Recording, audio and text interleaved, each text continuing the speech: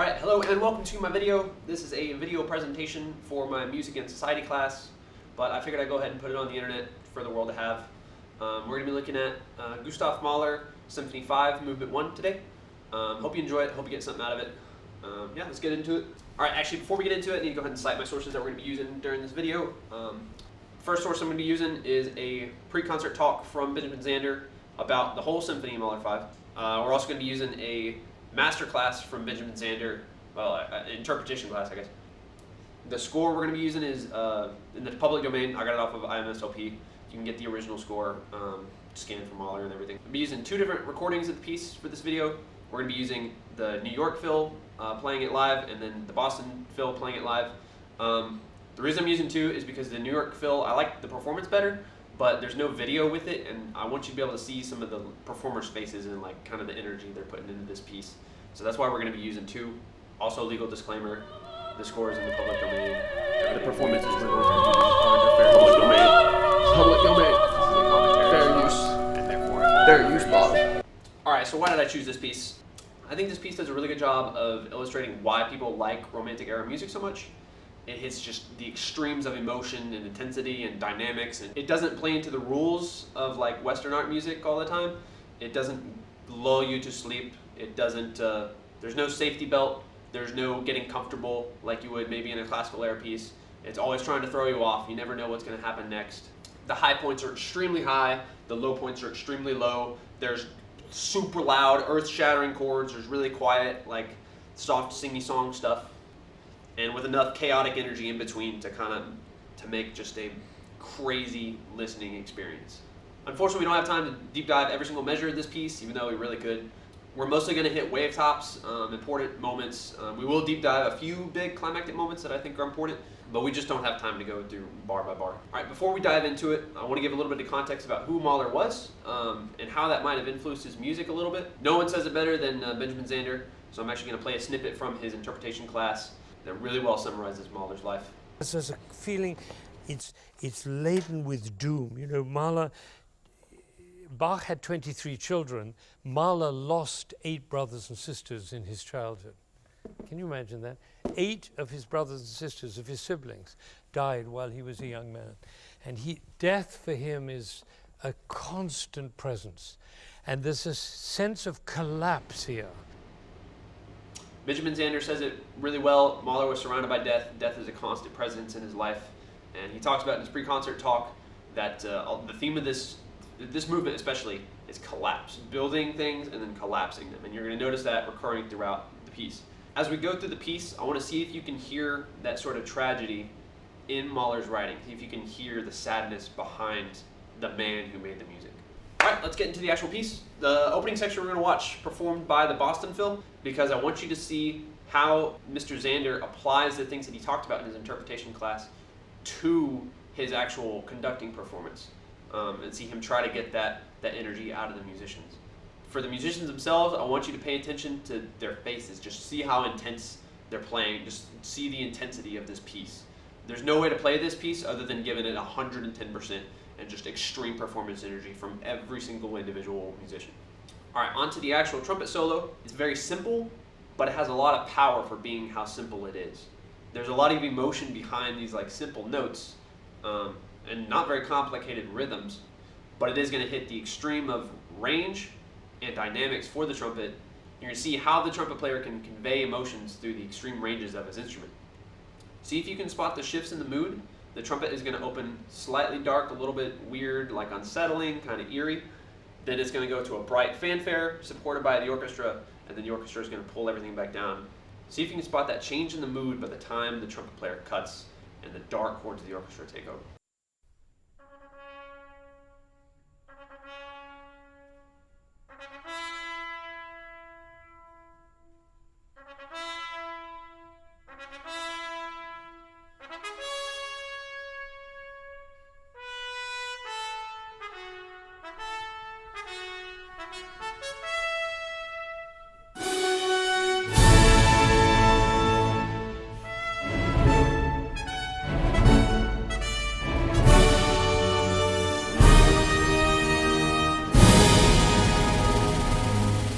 So hopefully you were able to hear those shifts in mood, hear the kind of eerie, kind of dark almost opening of the trumpet, and then building up to a big fanfare supported by the orchestra, and then hear it brought back down and brought to some beautiful dark chords.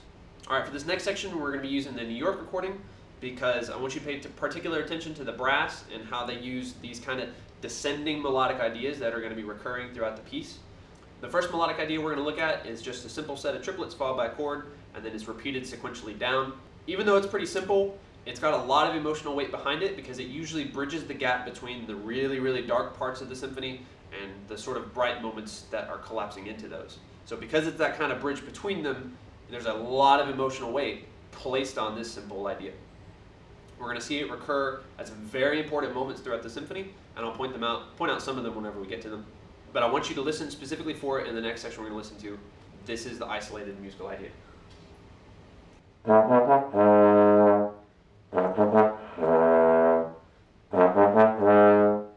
Alright, the second idea I'm going to show you is usually a lot more thinly voiced.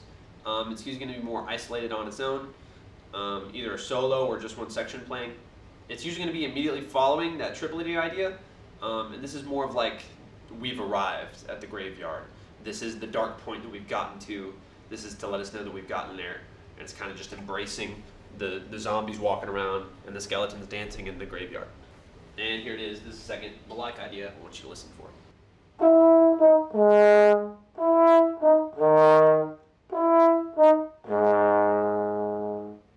Alright, so keep both of those ideas in mind as we go into this next section. I want you to notice where they occur and kind of the emotional weight behind them. You're going to hear them in a lot of different voicings, usually from the horns and trombones. Also listen to the different texture of the orchestra around these ideas and what the strings are doing to kind of play off of them. After the full kind of collapse of all these musical ideas, after we heard those two melodies that I played for you a minute ago, you're going to hear we've kind of arrived, and then you're going to hear most of the orchestra cut. After you've heard those two melodic ideas during the kind of like super dark, heavy section, Mahler marks passante, which means heavy, which is kind of an understatement. After the full collapse of these musical ideas, we're going to hear the orchestra cut, and then you're going to hear the strings kind of lullaby us along into a new musical idea, which still a lot of dark undertones, but it's going to sound a lot different from everything we've heard so far. For the second time, we're not going to listen to the whole soft section, but I still recommend you listen to the full thing if you check out the symphony on your own, because it really gives the loud moments that context to make them really stick out and mean a lot more. All right, so here we go. We're going to stick with the New York recording for now, and I want you to listen for those two melodic ideas and listen for the full collapse of the orchestra.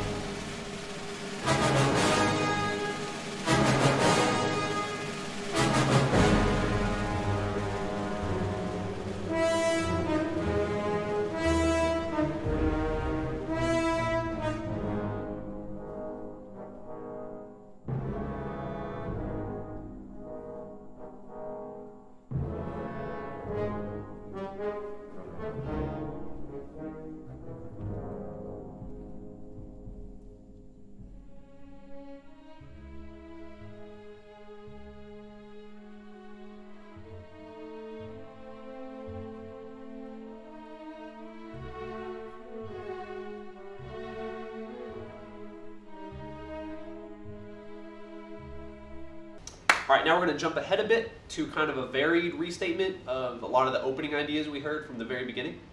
We're going to hear the trumpet solo again, but it's going to be a little bit different. Listen for the differences in note lengths and style from what we heard in the beginning. Also listen during this section for some descending brass arpeggios that are going to lead to the musical ideas I played for you a minute ago. Listen to how Mahler will deconstruct the ideas we've already heard. He's going to use a lot more dissonant chords. He's going to use some nasty trills. We'll see how Mahler kind of picks apart the things we've already heard. We're going to stick with New York for now because I want you to listen to the two trombone players at the end. They're some of the best in the world. And listen to that power they give at that last little bit.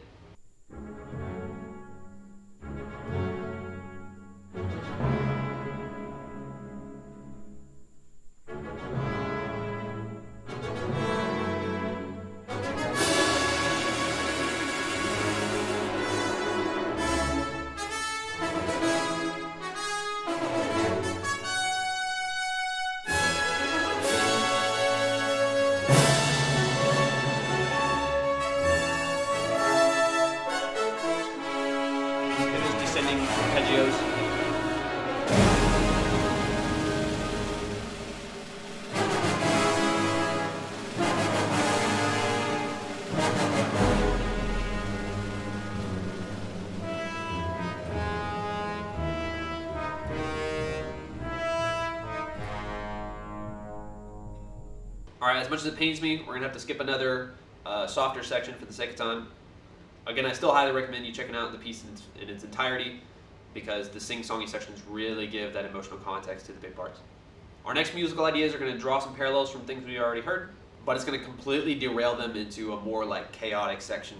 Rather than drawing tension from like dark, brooding musical ideas, this section Mahler is going to build intensity with an increasing sense of chaos. Some of the musical ideas that were introduced during the soft section are going to be reintroduced and sort of twisted chaotically. During the section, I want you to listen for a big retardando and then listen to an absolute powerhouse the brass is laying down to get us into the next section, which is going to be more of like a circus march almost is how I think about it.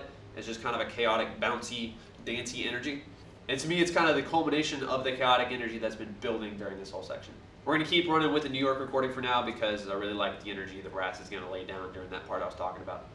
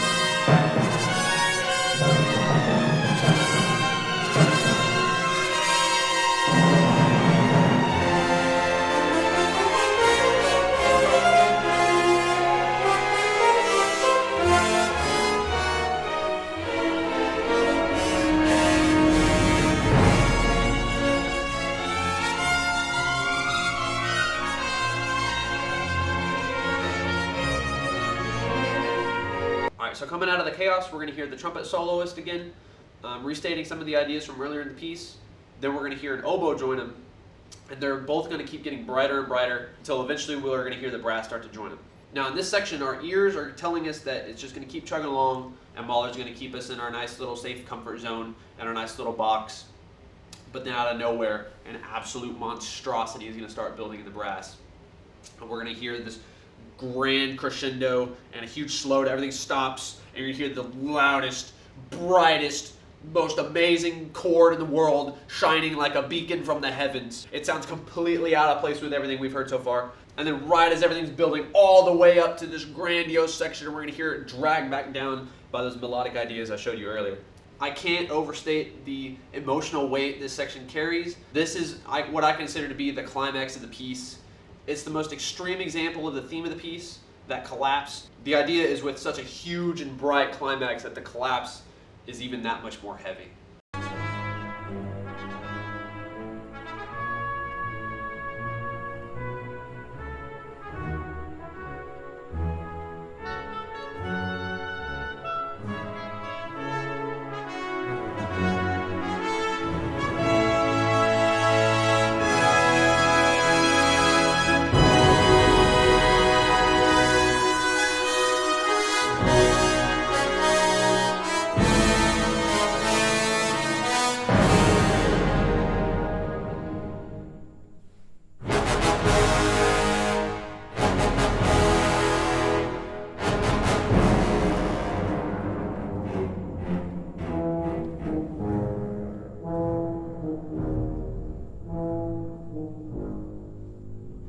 The next section we're going to look at together is going to include some really cool revoicing.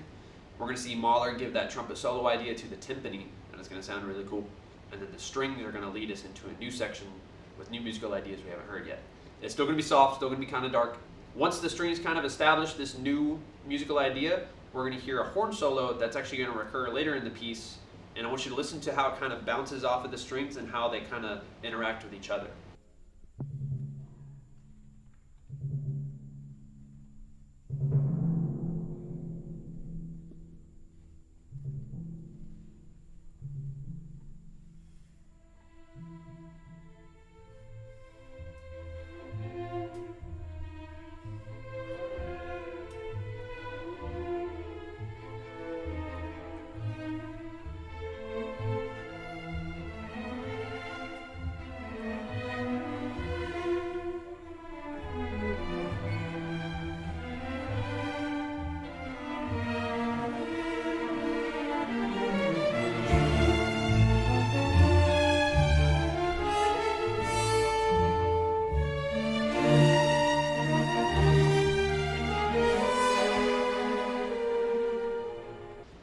right, so immediately following the solo, you're going to hear the rest of the horns join in, and then they're going to pass that melodic idea to the trumpets, and then eventually to the trombones.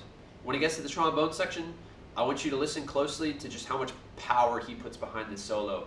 Listen to how his energy in this section drives the orchestra forward and brings everyone into the next big orchestral hit. Right after that, after the orchestra is built all the way back up, listen for it to collapse again.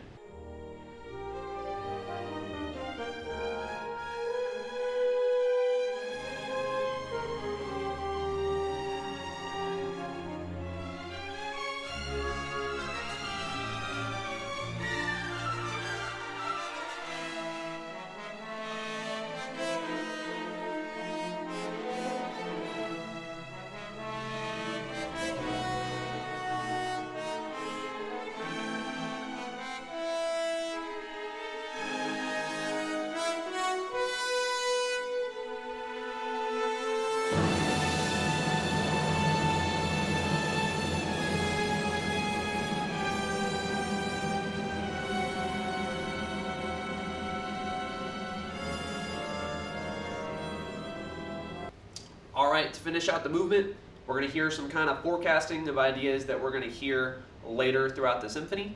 And we're given our first taste in this whole movement of some really uplifting sections. Mahler's going to take us into this section with the same trumpet solo we've been hearing throughout the piece, but I want you to listen to how it's in a different harmonic context. It's going to be softer. It's still going to start dark, but it's actually going to get to a point where it's almost kind of uplifting, contrary to most of what we heard throughout the whole movement. As we get to the very end, I want you to listen to how thin the voicing is and how Mahler purposefully doesn't give us any sort of grandiose big finale. Everything is collapsed. It's not getting back up. He's depriving us of any sort of happy ending. He's really driving home that point of collapse.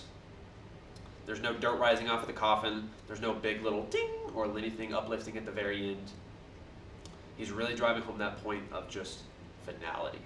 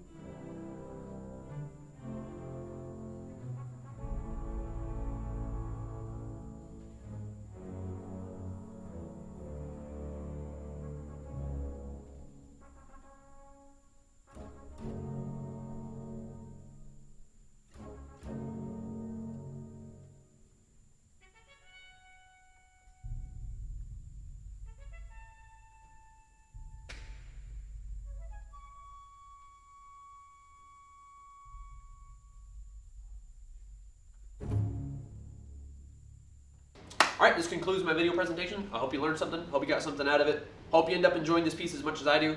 If you enjoyed listening to this, I highly recommend checking out the whole symphony in its entirety. And if you enjoy that, I highly recommend checking out some of Mahler's other works. And I hope you enjoy his music as much as I do. He's probably one of my favorite, if not my favorite composer. This is my cat. His name is Gustav Mahler. That's how much I like this composer. Gustav Mahler. I don't care if you think it's nerdy, I named my cat after a composer.